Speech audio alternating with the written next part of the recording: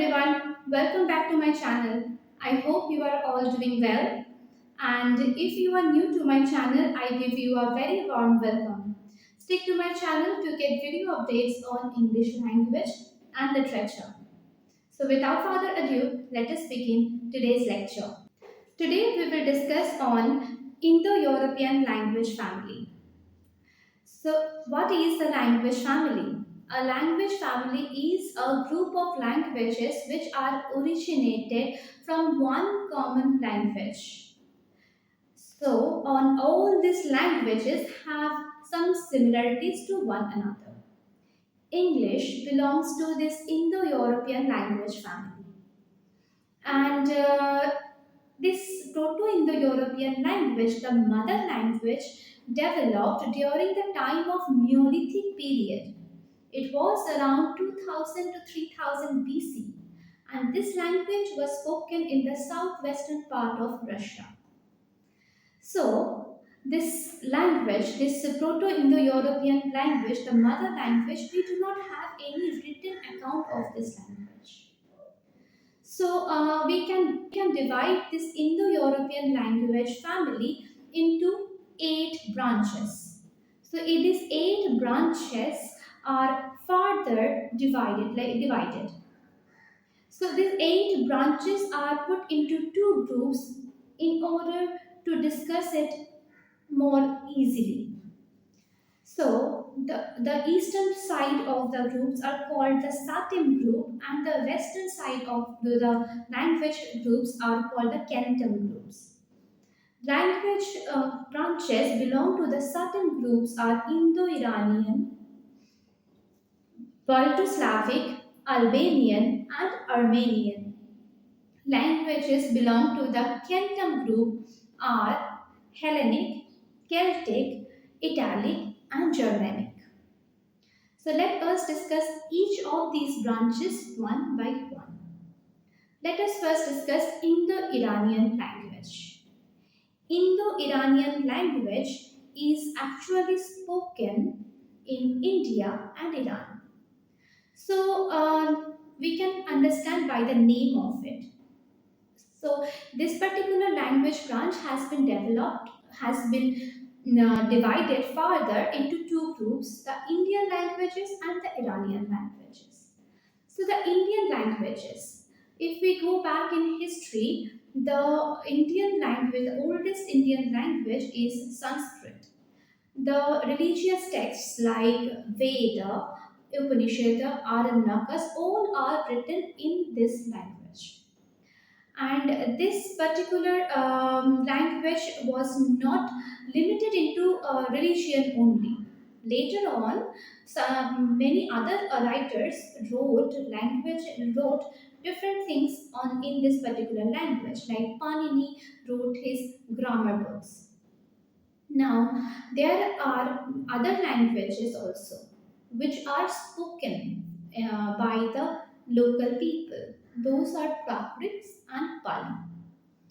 So the modern languages which are developed from this Sanskrit and Prakrit are Hindi, Urdu, Punjabi,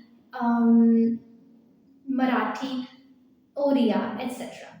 So we can see that they have a lot of similarities with one another.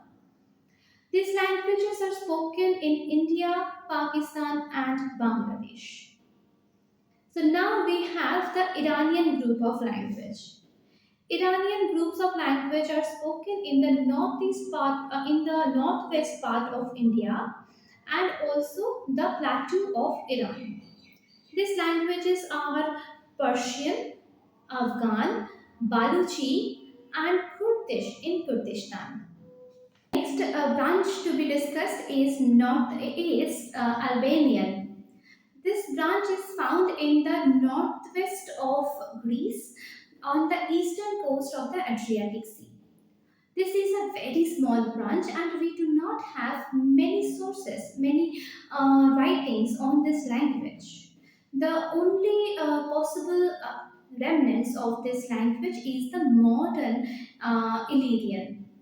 That's all, and all we have got about the Albanian branch. Next branch we talk about is Armenian.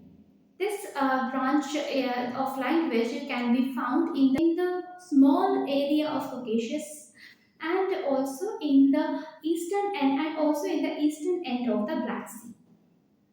So this language is also non-existent. The languages of this branch is also non-existent, and the only possible source is the translation of Bible in the 5th century AD. Now let us talk about the last branch of the Southern group of languages. That is Balto-Slavic. Balto-Slavic language group is divided further into two groups, the Baltic languages and the Slavic languages. The Baltic languages are Prussian, Lithuanian, Lettish, and Latvian. The Slavic languages can be divided further into three smaller groups, which are East Slavic, West Slavic, and South Slavic. East Slavics are Great, White, and Little Russians, and these languages are spoken in the countries like Russia, Ukraine, Moldova, and Belarus. The West Slavic are Polish, Czech, and Sorbian. The language Polish retains the nasal sound of Proto-Slavic. The South Slavic languages are Bulgarian, Serbo-Croatian, and Slovene. Now let us talk about the Kentum group of language. The Kentum group of languages have four branches as we have already discussed. Those are Hellenic, Celtic, Italic, and Germanic. So let's talk about the Hellenic. Hellenic group of languages are spoken in and around Greece, and the various dialects of Greek are part of this particular language group. So these languages are Ionic, Cyprian, Doric, and Northwest Greek. There is one dialect called Attic, which is a subdialect of the Ionic, is studied mostly because this particular subdialect is evolved in and around Athens. Athens was the capital of Greece, and due to the commercial and political reasons, this particular dialect got its importance. So the next group of the Celtic group is Celtic. So Celtic group was once upon a time the most extensive group in the Indo-European family. But now these languages are spoken only in the northern areas of France and British Isles. Languages of this group are Welsh, Gaelic, Scottish Gaelic, Irish, and Manx. So today, these languages are losing its ground, and these are mainly overtaken by other common languages like French and English. And the third branch of the Centum group is called Italic. Italic languages grew along with the growth of the Roman Empire, and the various dialects have been formed due to the fall of the Roman Empire. The Italic languages are actually the languages of Rome. The important languages of this language group are Latin, Umbrian, and Oscan. Later on, all the other languages are driven out as Rome grew politically more and more powerful and the empire expanded. Now, languages that represent the survival of Latin in different parts of the Roman Empire are now known as the Romance languages. The most common Romance languages are French, Italian, Spanish, Portuguese, Romanian, Catalan, and Provencal. Let's discuss the last branch of the Kentum group, that is the Germanic. Germanic languages evolved from one language called the Proto-Germanic. The Germanic group can be further divided into three sections. Those are the East Germanic, North Germanic, and West Germanic. Let's talk about the East Germanic. East Germanic language is Gothic. Now, our knowledge of Gothic is only limited to the translations by Ulfilas of the New Testament during the 4th century AD. Now, let us talk about the North Germanic. North Germanic expanded in Scandinavia, Denmark, Iceland, and Faroe Island.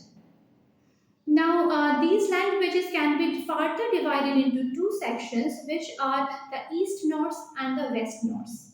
The East Norse languages are Danish and Swedish, and the West Norse languages are Norwegian and Icelandic. These languages are mutually intelligible. That means the people who speak these languages can understand each other even if they do not speak the other language. Now comes the most important group, that is West Germanic. And why is it the most important? Because English is the part of this particular group. English, this West Germanic language can be divided into three sections. Those are High German, Low German, and Anglo-Frisian. The High German language further developed into the modern German language that we have. The Low German language became the Dutch that we now know about. The Anglo-Frisian branch later on became the Anglo-Saxon of the Old English period, which later on evolved into Middle English period, and then it became the modern English. So that is why the language family, the study of the language family is important.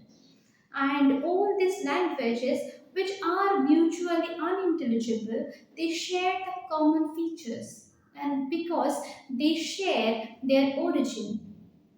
So that is very interesting, that how English evolved from one particular mother language. In our later lectures, we will further discuss the development of English into language. For those videos, stick to my channel. I'll see you. Bye bye.